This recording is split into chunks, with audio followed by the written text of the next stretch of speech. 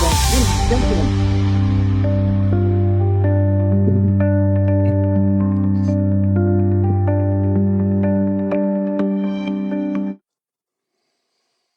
Voilà, bienvenue à vous tous dans notre rubrique 19h Sport. Et oui, à votre rendez-vous, on retrouve très souvent Marc Garcia, au moins une ou deux fois par semaine. Et on parle également de résultats de sportifs, hein, des week-ends qui se déroulent justement. Et puis cette fois-ci, on va plutôt, vous allez donc vous donner la parole à vous. Et oui, si vous avez des questions justement à poser à Marc sur la technique, également aussi sur la glisse, surtout, hein, n'hésitez pas à le faire.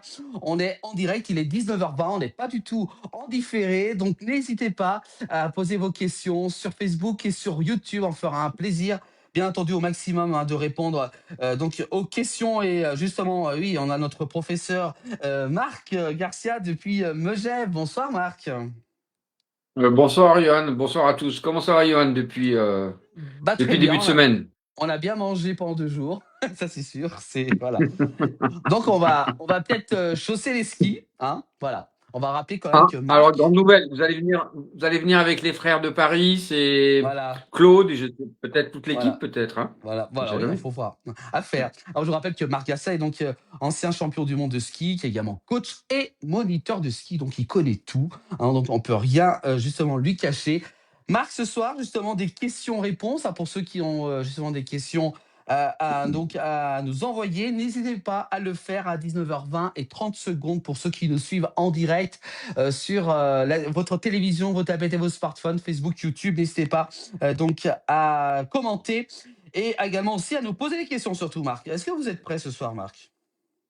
Moi je suis prêt, ça fait, vous savez, alors souvent on dit, ah, tiens, ils ont préparé l'émission.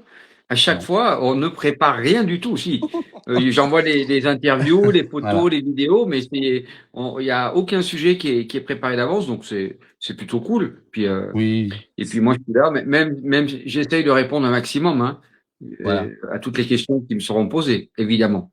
Voilà. Mais bon, en plupart du temps, il répond à toutes les questions, Marc. Pour ça, il n'y a pas de souci, hein.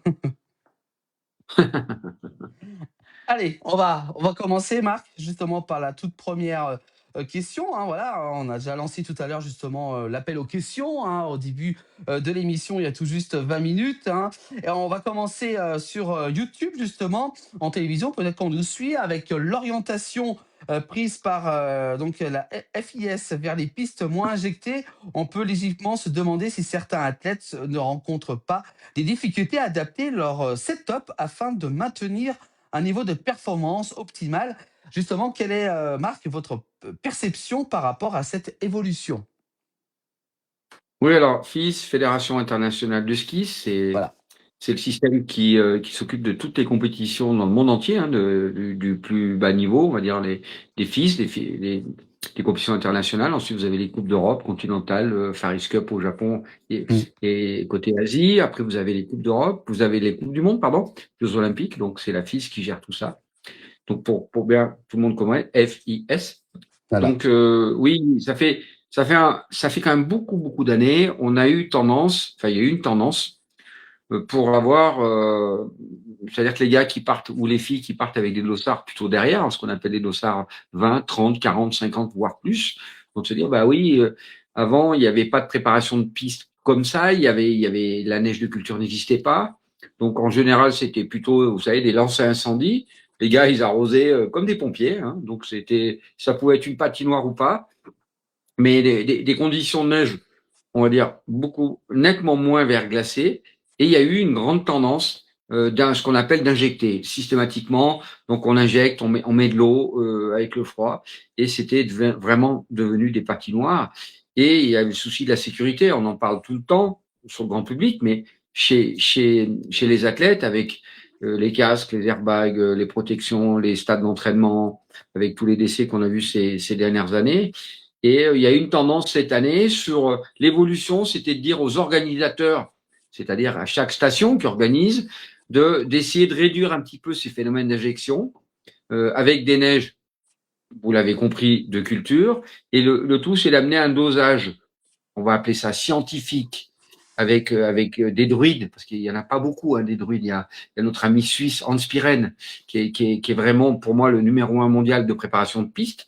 Et donc la tendance, c'était de dire ça devenait un peu trop dangereux, ça devenait un peu trop excessif, cette tendance-là. Donc, un petit peu, je dirais pas retour en arrière, mais changement de programme, changement de stratégie, et on trouve des facilités de préparation de piste sans tomber dans l'excès, puisque la question est posée. Et là, du coup, ça amène pour les athlètes qui, ces dernières années, la nouvelle génération, essentiellement, s'était préparée sur des billards et sur des patinoires.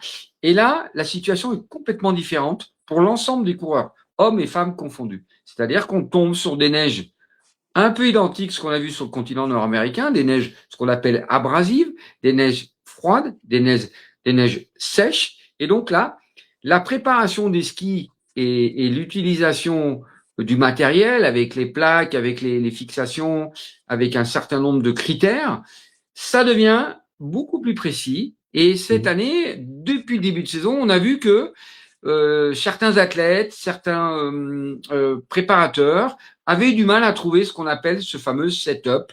De quelle façon, quel choix de ski on peut avoir, quelle est la préparation du ski aussi, de quelle façon on affûte les skis, de quelle façon on les prépare pour permettre à l'athlète d'être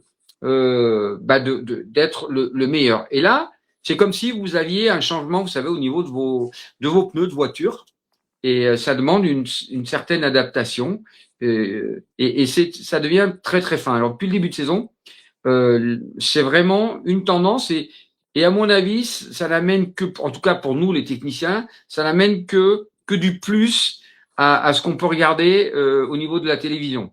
C'est-à-dire que déjà, on n'est pas sur une patinoire, on est sur des neiges qui sont beaucoup plus agréables. Les tracés aussi ont beaucoup changé.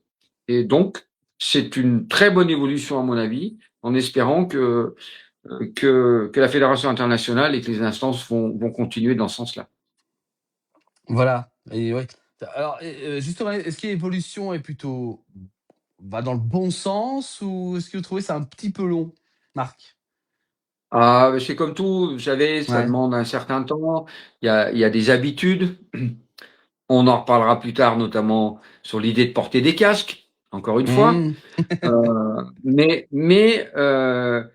oui, ça demande un certain temps. Ça demande, Mmh. vous savez, la machine, c'est une grosse machine, hein.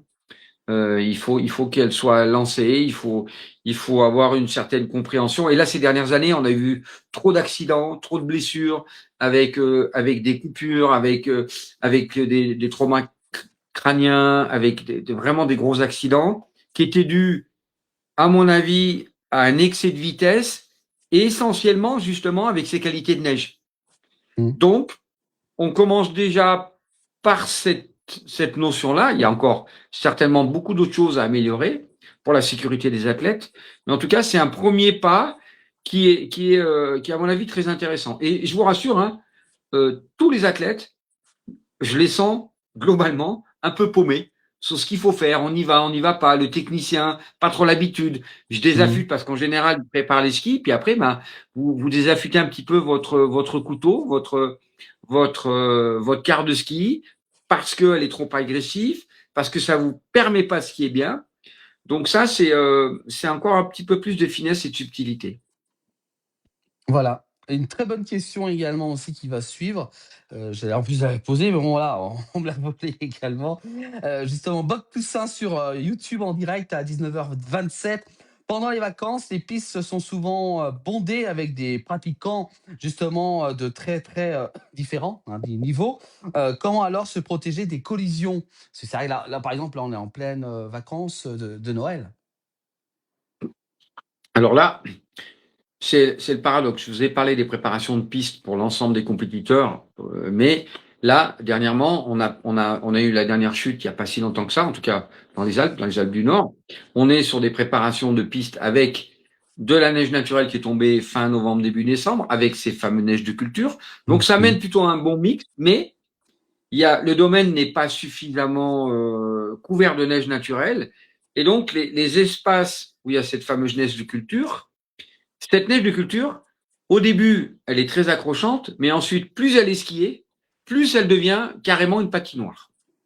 Et là, à l'inverse, quand l'ensemble des skieurs se préparent et en famille, on dit oh tiens on va à tel endroit, eh ben il faut déjà avoir les bons pneus pour aller sur la neige en voiture, mais là, il faut avoir une préparation de ski importante parce que les athlètes de haut niveau, quand ils sont sur ces patinoires, ils ont une préparation de ski très, très affûtée pour leur permettre d'accrocher sur la neige. Alors, vous imaginez que celui qui a un niveau technique inférieur, bah, ça devient un peu, encore plus compliqué. D'où le souci du contrôle, de la vitesse et d'être capable de s'arrêter parce que du coup, même si vous avez la technique, le matériel que vous avez, eh ben, vous permettra pas de vous arrêter ou en tout cas de réduire votre vitesse. Si vous allez sur la neige avec des pneus d'été, ça va être compliqué de vous arrêter, même si vous êtes champion du monde de rallye. On est bien d'accord. Eh ben, c'est exactement le même phénomène. Et aujourd'hui, dans l'ensemble du domaine skiable, on arrive là sur la période, la deuxième semaine des vacances de Noël avec le premier an. Donc là, ça va être du 100%. Et même ici à Megève et dans toutes les stations, les pistes sont bondées. Il y a pas trop de pistes. Et encore, moi, je suis une partie un peu plus bas. Je sais que Kiel, Val d'Isère, Courchevel, la partie haute, quasiment tout le domaine est ouvert. Ce qui n'a pas empêché de voir qu'il y a quand même une femme qui s'est tuée, une avalanche et un groupe aussi de personnes. En pensant que la neige était stabilisée. Donc, oui, la pratique aujourd'hui du ski, de cet espace de liberté, avec une réduction de pistes par rapport aux qualités de neige, ça c'est un réel souci. J'avais donné à peu près la tendance. Il y avait ces dernières années estimé quasiment dans les accidents, il y avait plus de 70% par percussion. Donc, vous vous rendez compte le surnombre des boulevards et là, il y a une forte dangerosité. Alors, on vit tous de cet espace. Et alors, vous avez vu qu'en Italie, non, en dehors d'avoir des amendes si vous ne portez pas de casque, mais je crois que Madonna di Campiglio, où il va y avoir une Coupe du Monde très bientôt chez les hommes, Madonna a décidé de aussi réduire le nombre de forfaits par rapport à la capacité de la station et du développement ainsi que des remontées mécaniques pour éviter cette surcharge de clientèle dans des conditions qui sont quand même pas non plus très très bonnes et puis on va plutôt dire dangereuses du coup. Ouais, voilà, c'est ça, ouais. Ça, c'est voilà, Ah oui. par rapport à ces collisions de Bob Toussaint qui nous demandait justement par rapport à tous ces niveaux qu'on peut trouver sur les pistes, surtout en cette période de Noël, avec les vacances. On va continuer avec une autre question, ouais. On va continuer Allez-y. Ouais. avec Grand Appareil qui nous regarde sur YouTube, en télévision sûrement. Bonjour Marc, quelles sont les différences de métier entre un moniteur ESF, un moniteur d'une autre école, un entraîneur et un guide? Très bonne question. Très très bonne question. Alors Moi, très bonne question. ça m'intéresse. Moi, Alors, je me pose toujours la question. On ouais. se pose toujours la question, la Alors, différence. je vais essayer de faire assez simple, d'accord? Mmh. Le métier de moniteur de ski, en tout cas, on parle de la France, hein, d'accord? Chaque pays a des systèmes de formation, bien qu'on soit dans la communauté européenne, il y a quand même des tendances et des systèmes de formation différentes, qu'on soit nous les Français, les Suisses, on va appeler ça les Autrichiens, les Allemands et les Italiens, on appelle ça historiquement l'arc alpin, d'accord? Donc on a tous une façon spécifique d'enseigner, mais en même temps des systèmes de formation qui varient en fonction des pays. Nous, en France, on a l'École nationale de ski et d'alpinisme. Ça s'appelle l'ENSA, qui est pas très loin de chez vous, qui est à Chamonix. D'accord? Pour être moniteur de ski, il faut avoir 5 ans pratiquement de formation. Vous passez ce qu'on appelle un test technique et ensuite vous rentrez dans un cursus en alternance entre les examens que vous avez au travers de l'ENSA, mais en même temps, quand vous avez passé un certain niveau, vous repartez auprès de chaque école de ski, alors qu'elle soit ESF, ESI, Évolution. En France, on va parler aussi je crois, de Oxygène. Donc, il faut qu'il y ait des écoles de ski avec un nombre de moniteurs suffisamment important pour être dans le cursus de formation. C'est-à-dire que quand vous avez passé un certain examen, un certain échelon, vous devez repartir au travail d'une école de ski pour continuer votre formation avec des aides de stage. Ça vous parle un peu mieux maintenant? D'accord? Donc après, quand vous avez, au bout de 5 ans, vous avez réussi. Maintenant, en France, on est parti. Avant, il y avait le test technique, il y avait il y avait la préfo, tout ça. Maintenant, en France, on est passé de UF1 à UF10, d'accord? Donc, vous faites le UF1, le UF2, le UF3, 4, 5, d'accord? Qui inclut différentes formations entre la pédagogie, entre la technique, entre le ski hors piste, entre le travail aussi au niveau de la compétition. Donc là, vous avez un éventail assez complet pendant pratiquement 5 ans. Au bout de 5 ans, quand vous avez eu votre diplôme, ce qu'on appelle aujourd'hui éducateur sportif option enseignant, Mmh. vous êtes donc, on appelle ça le moniteur de ski, d'accord? Là, vous avez le choix d'être soit, on est tous travailleurs indépendants, d'accord? Tout le monde est travailleur indépendant. Et après, vous pouvez vous affilier au travers de certaines écoles de ski. C'est-à-dire, la plus grosse, c'est les ESF, mais vous avez l'ESI, École de ski internationale, et je vous ai cité un certain nombre d'écoles de ski, et vous en avez, vous savez, à Val d'Isère, il y a à peu près 15 différentes écoles de ski. Snow Fun, Ski Fun, enfin, vous en avez beaucoup. Et vous avez aussi la possibilité d'être totalement autonome. Vous avez une carte professionnelle qui est Ah oui. obligatoire pour Mmh. les Français, mais aussi pour les étrangers. Vous avez une couverture professionnelle au travers de ces écoles de ski, avec ce qu'on appelle aussi une carte syndicale. Voilà. Et après, vous êtes libre de faire ce que vous voulez. Quand vous êtes au travers d'une école de ski, ben, vous dépendez des statuts, d'un règlement, des tenues, d'un équipement. Mais la première chose, quand on a un contrôle jeunesse et sport, on vous demande la certification et que vos documents soient à jour sur ce qu'on appelle la carte professionnelle, qui est une carte jeunesse et sport, qui Mmh. vous permet d'enseigner, mais aussi d'entraîner. C'est-à-dire que quand vous avez passé le diplôme de moniteur de ski en France au bout de 5 ans, vous avez une équivalence pour être entraîneur de club. Et je vous en ai souvent parlé. Là, Mmh. pour le coup, je suis pas du tout d'accord pour ce principe-là. Un moniteur de ski reste un enseignant, un entraîneur reste quelqu'un qui s'occupe de la compétition, Mmh. qui est certainement une passerelle entre les deux. Mais pour moi, d'avoir une équivalence sans avoir une formation d'entraîner au sein des clubs, pour moi, c'est pas le même sujet. En tout cas, en ce qui me concerne, j'ai éducateur sportif option enseignant, mais aussi j'ai l'option entraînement, ce qui me permet d'entraîner un club, un Ah oui. comité, une région ou une équipe nationale. Ah, ça vous fait pouvoir faire plusieurs choses différentes.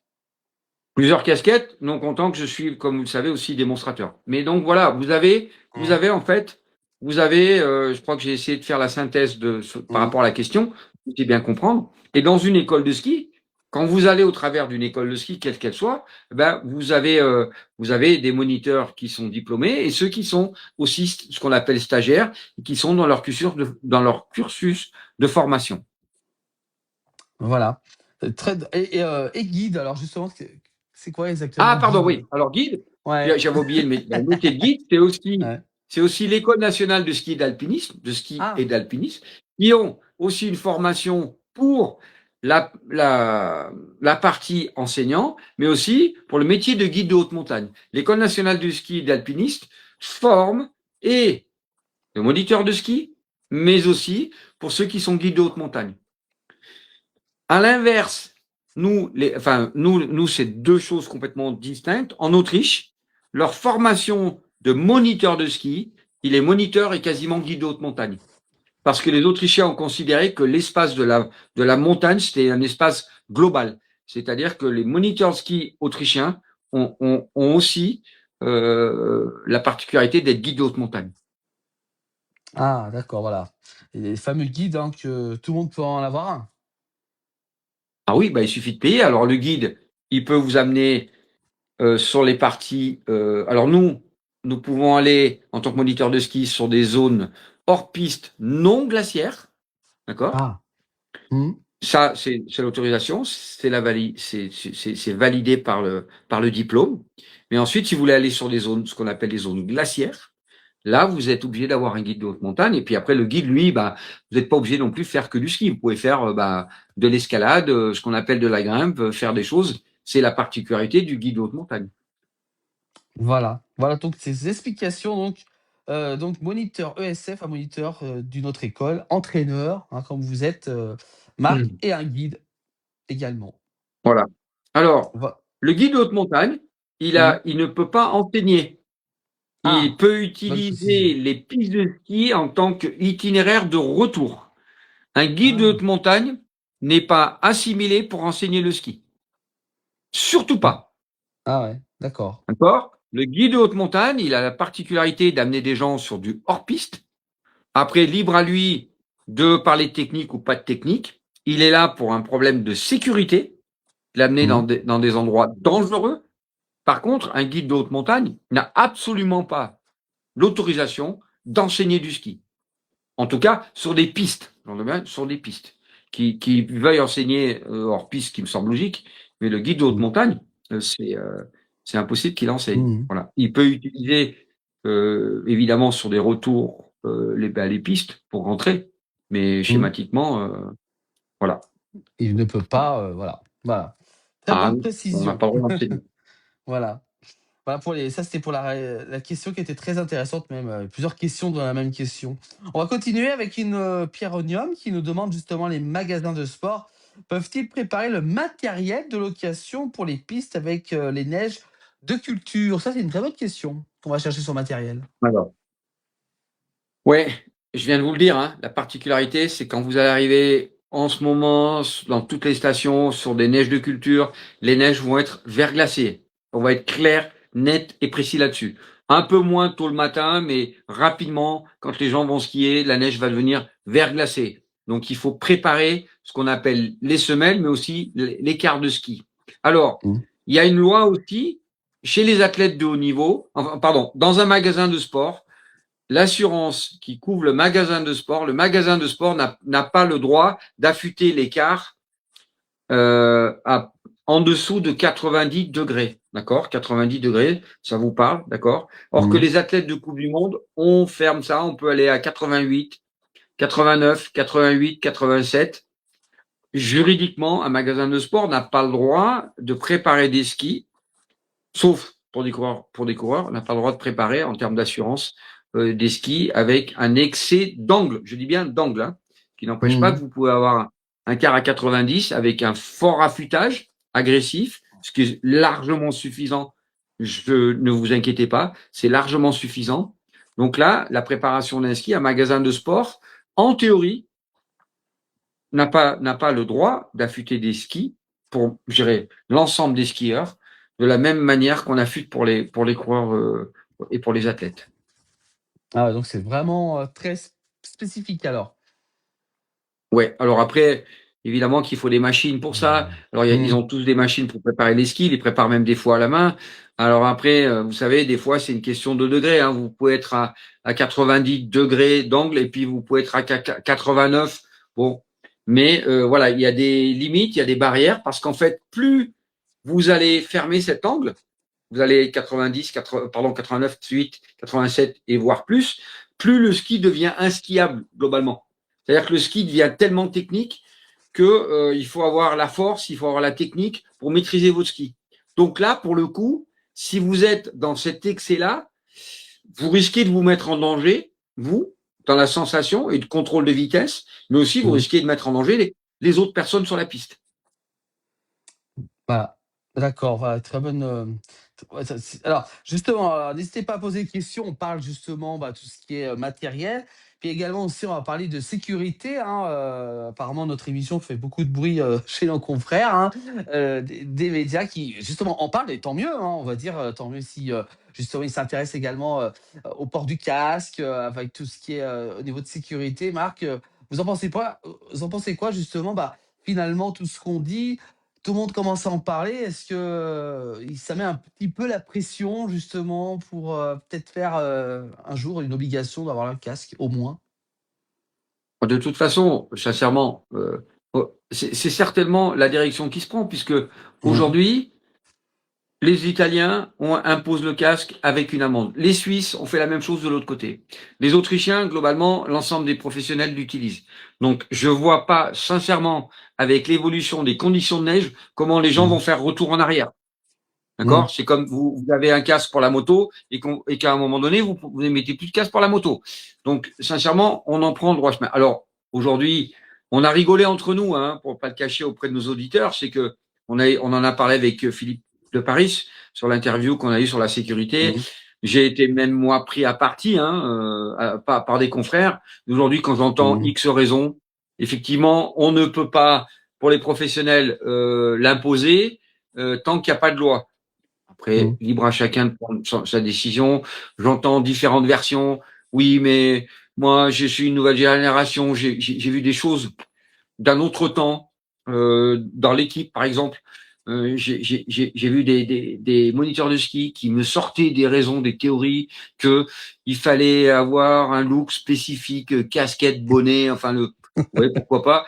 Enfin, je sais pas, mais que moi je mets pas de casque parce que je n'entends pas mon élève. Alors par contre, l'élève il a un casque. Alors lui il vous entend, mais vous l'entendez pas. Alors moi je voudrais bien essayer de comprendre toutes ces raisons diverses. Encore une fois, chacun, et encore une fois, c'est toujours un espace de liberté. Aujourd'hui, la seule chose que les instances aujourd'hui, parce que les instances professionnelles vous disent, on le conseille, on le conseille, tout ça, mais globalement, eux montrent pas l'exemple non plus. Et encore une fois, le jour où ça cartonne, le jour où vous tombez, le jour où vous faites rentrer dedans, eh ben on en reparlera. Et je ne souhaite que du bien. Ceux qui se prennent pour les meilleurs skieurs de la planète, bah même les meilleurs skieurs de la planète se mettent quand même des gros starts. On a vu Cyprien Sarrazin qui aujourd'hui récupère, et c'est pas le seul, c'est pas le seul. Donc oui. Après, encore une fois, si les gens sont suffisamment honnêtes avec eux-mêmes, moi je n'impose rien. Je trouve, en tout cas, quand j'entends toutes ces raisons-là, ça plutôt, sincèrement, vous me demandez ce que j'en pense, ça me fait plutôt rire. Mais après, vous savez, elle va dire que j'étais pris à partie par des collègues. Bon, comme on dit, vous faites ce que vous voulez. Vous êtes grand, vous êtes majeur, vous êtes vacciné. Moi, je n'impose rien. Je donne une tendance. Mais quand je vois certaines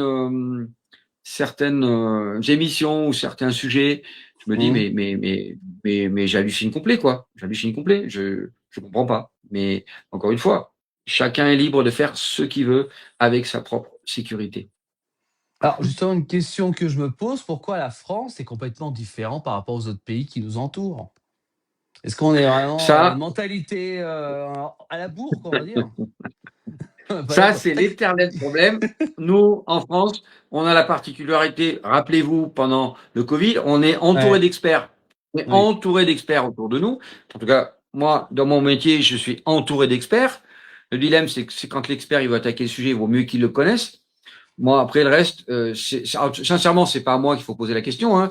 C'est au niveau des instances, quelles qu'elles soient. C'est-à-dire qu'aujourd'hui, on vous dit oui, mais j'ai demandé sur le système de formation, quand les gens vont en formation à l'ENSA, s'il y a une obligation d'avoir le casque. On m'a dit non, il est fortement recommandé. Mais certains professeurs ne portent pas de casque.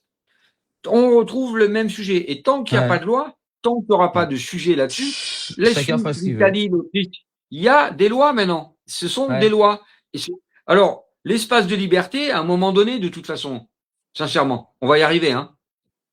Oui, j'en suis intimement convaincu. Mais encore une fois, si les gens vous disent ouais, mais moi j'entends pas, oui, mais moi ceci, oui, mais vous savez, vous voulez tuer votre chien, vous dites qu'il a la rage. Il n'y a aucun souci là-dessus. Voilà. Puis justement, on a une question, Marc, de Bob Toussaint qui nous écoute. Concernant les casques, comme quoi il est manifeste que certains protègent mieux que d'autres. Ne devrait-on pas mettre en place un système de notation pour aider à choisir les casques qui protègent le mieux? Comme un Nutri-Score, quoi. Enfin, un truc... Bien sûr. Je pense qu'il faut aujourd'hui, dans l'évolution de nos... justement, si aujourd'hui, il n'y a pas de loi qui régisse tout ça, qui implique un certain nombre de sujets, derrière, c'est compliqué d'avoir les labels. Mais je suis tout à fait d'accord avec lui, c'est que vous trouvez toute qualité de casque. Alors, un casque qui vous protège avec maintenant des gels et choses comme ça, c'est sûr qu'un casque, ça coûte de l'argent et c'est comme ça. C'est comme quand vous faites de la moto, quel type de casque vous prenez, et un casque, ça coûte cher. Il faut être clair là-dessus. Alors, est-ce que vous êtes capable de prendre une décision sur la sécurité ou pas du tout? Je vous ai dit la semaine dernière, en début de semaine, que je suis tombé involontairement sur l'arrière. Mon casque qui était tombé du sommet de l'armoire, comme je l'avais expliqué lors du sujet, et je suis tombé, mon casque, il a pris 3 coups. Mon casque, il est parti au repos, à la poubelle, et j'ai repris un casque neuf. Voilà. Mmh. Donc après, chacun fait ce qu'il veut, encore une fois, avec sa sécurité. Mais la labellisation, et en tout cas que les gens puissent savoir quel type de casque ils achètent et quels sont les moyens qu'ils sont prêts à mettre pour, pour leur propre sécurité ou de leurs enfants. Mais je pense qu'il a tout à fait raison, Bob Toussaint. C'est il faut peut-être qu'aujourd'hui, il y ait un critère sur, mais qui soit visible. C'est-à-dire qu'il y ait effectivement un centre de contrôle qui puisse dire, bah là, Mmh. vous êtes assimilé 1 étoile, 2 étoiles, 3 étoiles, 4 étoiles. Et puis après, chacun prend la décision en fonction de son budget pour s'acheter un casque. Oui, je pense que c'est peut-être une évolution, en tout cas quelque chose à mettre en place. Voilà pour la réponse à Bob tout simple. Également, une autre question qui vient d'arriver, qui est en train de dire, très intéressant, au regard de l'état du manteau neigeux, qui est pas terrible, les informations mises à disposition sur les domaines skiables sont-elles réellement, suffisantes pour sensibiliser les skieurs aux risques et donc justement de les empêcher de s'aventurer en hors-piste? On en parlait aux infos tout à l'heure, pour éviter justement les décès et puis les accidents. Alors, il y a les deux phases. Très bonne Mmh. question. Il y a la phase sur les pistes classiques et le hors-piste. Le hors-piste, ça reste toujours un sujet récurrent depuis très longtemps, pas plus en France, dans le monde entier. Le problème du ski hors-piste, comment pouvoir le gérer d'une manière intelligente pour éviter Pas ces évident. dérives. J'ai écouté tout à l'heure votre journal. On a parlé, je crois, d'une femme à Val d'Isère, si je ne me trompe pas, Val d'Isère. et un groupe à La Plagne, si je ne me trompe pas non plus. Ouais, tout à fait, ouais. Mmh. Avec, et le groupe à la Plagne, il y avait un professionnel avec. Ok, alors, Mmh. le risque zéro n'existe pas. Mmh. L'erreur aussi, elle peut exister. On est bien d'accord. Moi, je n'ai pas le dossier en main, mais encore une fois, gérer le ski hors piste, ça, c'est un grand débat depuis très très longtemps, sur lequel moi je me pose beaucoup la question.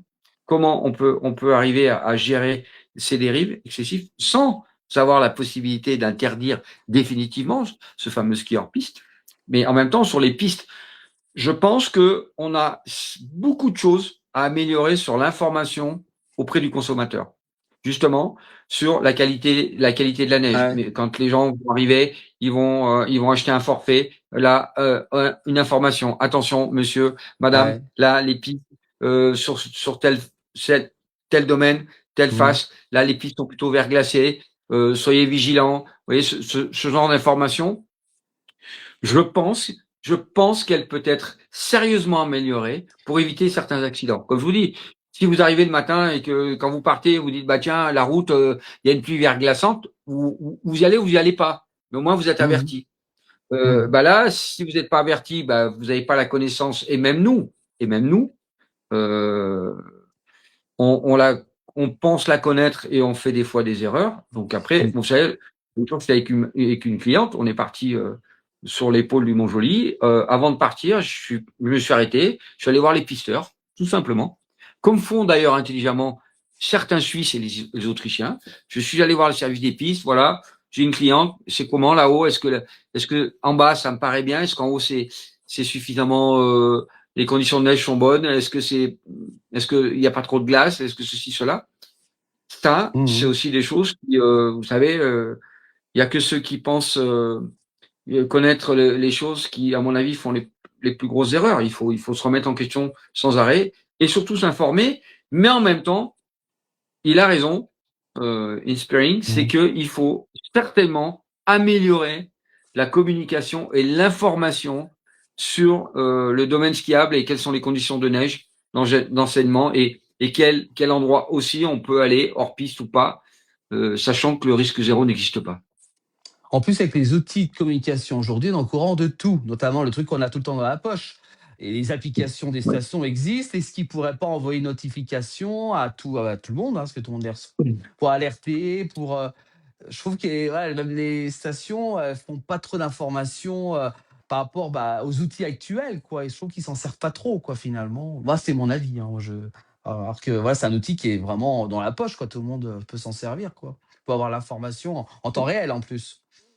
Bien sûr, bien sûr, bien sûr. Alors après, c'est toujours, vous savez, c'est toujours, c'est toujours, il y a toujours le contrepoids de tout ça. C'est-à-dire que moi, je me souviens d'être allé dans une station, on avait un événement, pour Mmh. pas le citer, je ne citerai pas la station en Suisse.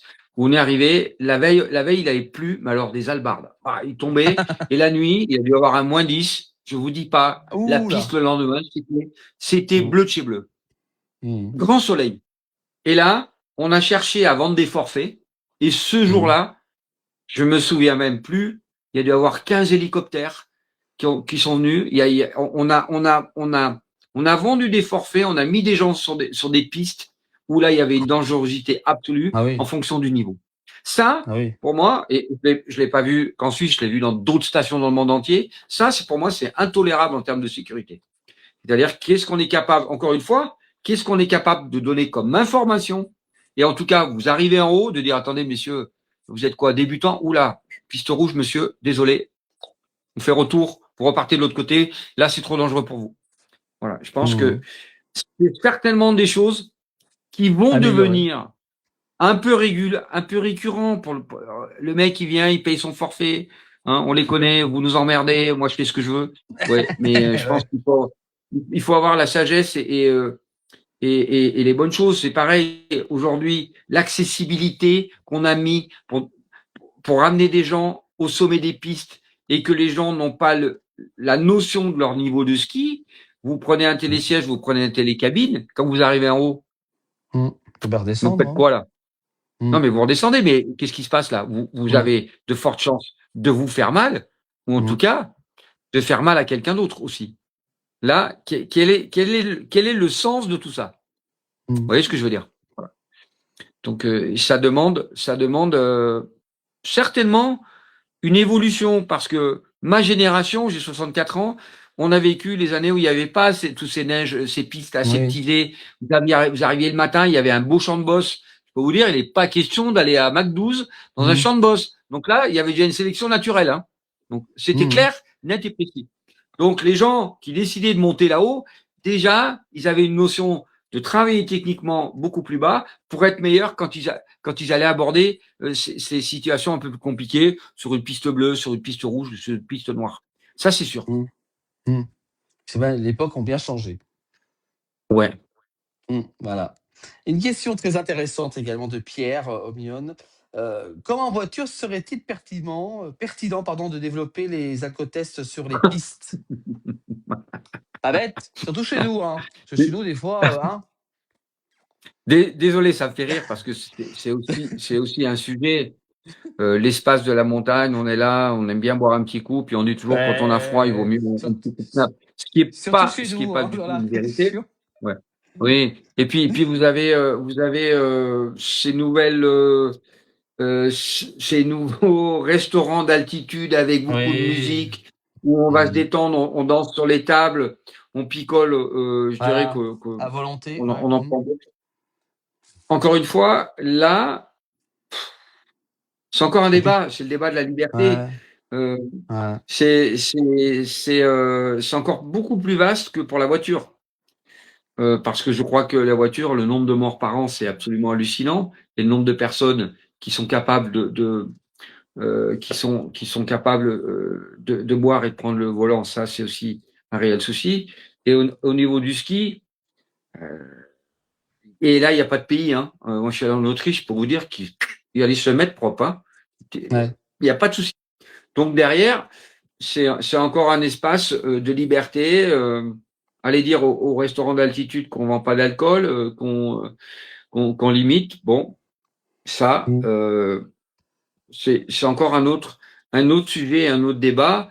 Il est clair qu'avec le nombre de personnes sur les pistes, avec la dangerosité qu'on a aujourd'hui avec des gens qui vont trop vite, si en plus les gens ils ont picolé, waouh, Ou alors là, fais pas le coup, hein. là, ça devient. Par contre, en théorie, s'il y a accident, bah, normalement, il y a les deux Mmh. tests. Hein. Le Ouais, test d'alcool, mais le test ouais, aussi. alcool, Bon, ouais. voilà, bien sûr. Donc, Mmh. oui. Et après, Juste ben, après il faut verbaliser les gens, c'est tout. Mais ça, on voit, sincèrement, dans les stations de ski, on voit beaucoup plus de personnes qui ont bien bu notre stress pendant le repas de midi. Ça, c'est sûr. Oui, ça c'est sûr, ouais, surtout les après-midi, c'est compliqué, hein. Vaut mieux Ouais. qu'ils Ouais. skient le matin au moins. Justement, il y a Amandine et Alain, correspondants de la place du Ah, village, hein. Et oui, on partage on fait la bise. on leur fait la bise. Voilà, on fait la bise à distance. Et justement, ils nous disent, on partage le message de Marc. On a parfois l'impression que la vente du forfait prime, justement, sur l'information de l'état réel des pistes. On a déjà eu de mauvaises surprises. C'est vrai, c'est vrai. Mm. Même moi, hein, je pense qu'aujourd'hui, il y a beaucoup Mm. de gens qui ont eu la surprise de ça. Et je vous dis, pour l'avoir vécu, je comprenais pas que il y avait 25 000 personnes qui débarquent et que il y a eu une comptabilité. Quand je vous dis 15 hélicoptères, j'étais gentil, sachant qu'il y avait toutes les barquettes et tous les choses de secours. Et je comprenais pas que quand ils arrivaient au sommet, parce qu'il y avait qu'une remontée pour accéder au sommet, et qu'arrivé au sommet, on puisse pas trier un peu sur le volet, plutôt que de les voir partir. Et du coup, la journée était vite terminée avec ce que ça engendre. Blessures, Mm. et puis on parle de déficit de sécurité sociale, mais pour le coup, quand ça pète Bah, comme ça ça, coûte je vous cher, raconte, hein. Mm. ça coûte cher. Mm. Donc là, oui, là, effectivement, c'est, c'est un réel souci quand on voit le prix des forfaits et que du coup, c'est quelque part, c'est aussi une forme de rentabilité pour les stations. Ça, Mm. il faut pas se voiler la face, hein. Ça, c'est clair. Mm.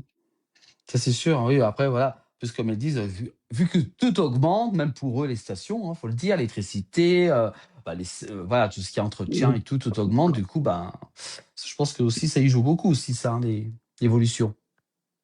Ouais, bien sûr. Et puis, vous savez que quand vous achetez un forfait, pour faire rembourser le forfait, il faut que le 100% du domaine skiable soit fermé. Ah, d'accord. Ok. Ouais. Voilà. Ça, c'est C'est-à-dire, un quand vous achetez bon. votre forfait, il suffit qu'il y ait une remontée mécanique, un téléski qui soit ouvert. Là, on n'est pas en mesure, juridiquement, de vous rembourser le forfait. Alors là, c'est aussi un débat, parce qu'il y a des moments où, bon, c'est aussi l'escalade, c'est-à-dire qu'on vous dit, bah ouais, mais moi, le domaine, vous avez payé pour un domaine, un grand domaine, et qu'à Mhm. l'arrivée, vous n'avez pas la possibilité d'aller skier, et que vous avez une remontée mécanique, et que vous n'allez pas pouvoir mettre des centaines, voire des milliers de personnes. Du coup, on vous dit, mais non, le domaine, il n'est pas fermé totalement, donc il n'y a pas Mhm. On possibilité de rembourse vous pas. rembourser. Non, on ne rembourse Voilà, pas. toutes des petites choses bon à savoir. Voilà pour toutes ces questions. Merci à tous, hein, pour vos questions. Mais il est 20 heures tout juste, Marc. Alors, vous allez au journal de 20 heures de TF1 et puis on va y aller. Voilà. Voilà toutes les questions. Merci à tous, hein, pour vos questions ce soir, Marc. La suite des événements avec les compétitions, hein, pour ce week-end, parce que là, on est vendredi. On se croit lundi, mais on est bien vendredi 26 décembre. La suite des compétitions, Marc. À la suite des compétitions, demain, Ouais. Semmering en Autriche, Mhm. slalom géant. Mhm. On va attendre Alice Robinson, mais aussi Clara Dires. J'ai croisé sa maman tout à l'heure d'ailleurs. J'ai dit, mais tu pars pas là-bas? Elle me dit, non, je vais faire trop de route pour aller soutenir ma Mhm. fille. Donc Clara Dires, j'ai pas vu la sélection. Je pense qu'il doit y avoir Camille Cerruti, qui a fait une belle perf aussi au Canada. Il doit y avoir peut-être Dorian Escan, il doit y avoir McFallen, si je me trompe pas, puisque là, elles auront un week-end, hein, elles auront demain le géant et après-demain le slalom spécial. Mhm. Et les garçons, je crois que c'est demain, si je me trompe pas. Demain, ils ont un super géant à Livigno. Voilà, à D'accord. Livigno. Voilà. Livigno, c'est l'endroit où quand on va là-bas, c'est Mhm. dans les Grisons. Là, vous avez une viande des Grisons. Vous Ah, êtes dans l'endroit où ils font vraiment la super viande de Grison là-bas, dans Livigno. très très bon, Livigno, ouais. donc c'est Ouais, très très très bon. très bon. Donc en Ah général, ouais. quand on partait là-bas, on rentrait, donc je pense pour le 1er janvier, les garçons. Alors là, super géant. Mhm. Je sais qu'il y a les deux fils Alphand qui sont sélectionnés, pardon. Il doit y avoir Mathieu Bellé, Nils Allègre, et qui c'est qu'il y a Florian Giesendanner, Canaferina, Bresquet, tu vois, et Ducrot. Donc il y a une équipe, il y a deux, trois Mhm. jeunes qui sont là. Et les deux Alphand, Nils et Mhm. Sam. Voilà. Donc voilà le week-end pour les compétitions de ski Voilà. alpin. Voilà. Et on va tout débriefer ça la semaine prochaine, hein, avec Marc. Les interviews, on essaiera d'avoir quelques interviews aussi également, hein. Oui, on va essayer. De toute façon, avec la Fédération française de ski, on aura peut-être. Moi, j'aurai peut-être les techniciens. J'ai demandé à Christophe Sayoni, qui est l'entraîneur, de me faire un petit débrief, de Mhm. m'expliquer comment. comment la course s'est passée, parce que quand vous n'êtes pas sur le terrain, il est difficile de faire des analyses techniques. Mmh. Voilà. Alors, j'ai un conseil Oui, avant qu'on termine.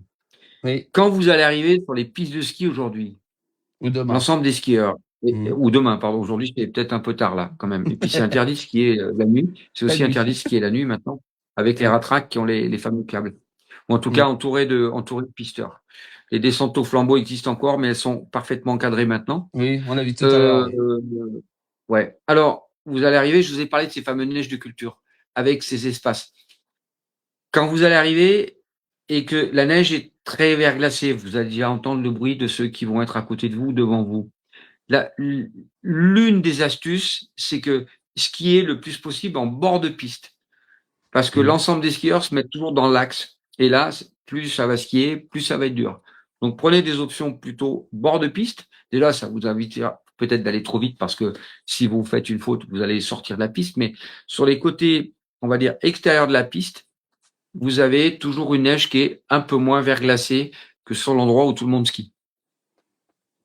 Alors, quitte à skier, il vaut quand même mieux essayer de trouver la facilité. On est bien d'accord, Johan? Oui, c'est mieux, hein. C'est mieux. Puis la sécurité aussi également. Faire attention également, hein, pendant ce week-end, parce qu'on sait qu'il va y avoir du monde quand même ce week-end, non? Déjà, de toute façon, toutes les pistes, quand on dit dans le jargon, c'est tout blindé, les stations, il y a beaucoup de monde. Et Ouais. encore une fois, moi demain matin, je suis de nouveau avec des élèves, demain, après-demain, enfin, je suis prochain. Mmh. Mon principal souci, c'est de pas me faire percuter. Je suis clair avec vous, hein. Mmh. Autant mes élèves que moi-même. Donc, Oui. j'imagine que l'ensemble des moniteurs, quand ils ont des cours collectifs, et notamment les enfants, je peux vous dire que c'est pas facile à gérer tout ça. Donc oui, il y aura du monde. Pour la petite histoire, moi je pars avec mon casque, je mets ma dorsale aussi, et malgré mon niveau, j'affûte mes skis pour être un peu Mmh. plus accrocheur et Tranquille. pouvoir tenir Mmh. et maîtriser ma vitesse quand je vais arriver sur des pentes un peu plus raides et plus verglacées. Voilà, voilà, Voilà. voilà. Voilà pour toutes ces questions et ces réponses également de Marc qui a été, avec nous, ce soir, dans le 19h. Merci beaucoup Marc. Bon ski pendant ce week-end, continuez bien également. Oui, oui, on reviendra alors. Il y aura d'autres sujets. On le fera avec Philippe sur la chaussure de ski. Parce que là, j'ai vu Voilà. pareil. Les enfants, ils arrivent. Les parents, ils ont mis 2 paires de chaussettes, 3 paires de chaussettes. Le collant par-dessus. Catastrophe, là, hein. Là, vous faites mal à vos enfants dans Ah. les chaussures de ski. Le ski, c'est une paire de chaussettes, un collant qui d'ailleurs n'est pas dans la chaussure de ski, qui se trouve un tout petit peu au-dessus de la chaussure de ski, hein. Mmh. Chez les femmes, elles connaissent ce qu'on appelle des corsaires. Vous mettez des chaussettes qui montent jusqu'au niveau du genou et votre collant s'arrête au niveau sous le genou. Mais surtout, ne pas additionner le nombre de paires de chaussettes en pensant qu'on va avoir plus chaud. Mmh. C'est pas nécessairement vrai. Et surtout, éviter tous ces points douloureux qui vont pas être non plus, qui vont pas vous faciliter le fait d'être bien dans vos pompes, quoi. Parce que si vous n'êtes Mmh. pas bien dans vos pompes, ça va être compliqué de bien skier. Et j'ai vu beaucoup d'erreurs de fait là-dessus, sur comment on prépare en général les enfants. Mais j'ai aussi vu des adultes, notamment chez les femmes, mettre carrément 2 paires de chaussettes, voire même 3 paires de chaussettes. Je sais pas si vous voyez. Donc Ça fait beaucoup. c'est plus des chaussures de ski, c'est des palmes. C'est ce que Euh, j'allais dire. Des non, boots, mais en plus des maintenant, boots. la nouveauté, vous avez des gants chauffants, vous avez des chaussettes Oui, chauffantes, il y a plein de vous avez un trucs, ouais. certain nombre de choses qui, comment on appelle ça, la location en termes de chaussures de ski. Les chaussures sont de meilleure qualité aussi. En tout cas, elles sont Mmh. beaucoup plus chaudes. N'hésitez pas. Moi, le matin, qu'est-ce que je fais? Ou je me talque, ou je mets tout simplement de la vaseline sur mes pieds. Et Mmh. ça m'évite d'avoir aussi froid. Avant, je mettais des chauffages, j'en mets plus, grâce à ça. Voilà. Donc derrière, je pense que profitez. Les stations de ski sont là pour vous. Prenez des renseignements. Évidemment, les conditions sont un petit peu dures. C'est pas toujours facile, mais profitez de cet espace. Encore une fois, je pense que on a suffisamment de belles stations, en tout cas nous en France, pour profiter pleinement de ce sport. Faites-vous plaisir, allez-y. C'est surtout ça, avec tout ce que ça nécessite, hein. Oui, Du bon voilà. matériel. Et préparez-vous bien, parce que quand vous allez faire du ski, allez-y, allez-y, allez-y. Voilà, bon ski comme on dit, voilà. Bah, merci beaucoup Marc pour, toutes ces explications, ces réponses également aux questions à ceux qui nous ont regardés. On reviendra dessus bien entendu encore, dans nos, prochaines émissions. Merci, bon week-end Marc et puis on se donne rendez-vous en lundi, hein, pour, faire un bilan, lundi ou mardi pour faire un bilan, du week-end, de qui arrive à grands pas De compétition. Allez, ça marche. de compétition. Voilà, merci beaucoup, bon week-end Marc. Bon week-end, Johan, à bientôt. Harvey pas, comme on dit chez nous, merci. Harvey, ouais, Harvey. Voilà Marc depuis, Megève, voilà pour le 19h Sport à retrouver bien entendu en replay dès demain sur l'ensemble des plateformes de la place du village.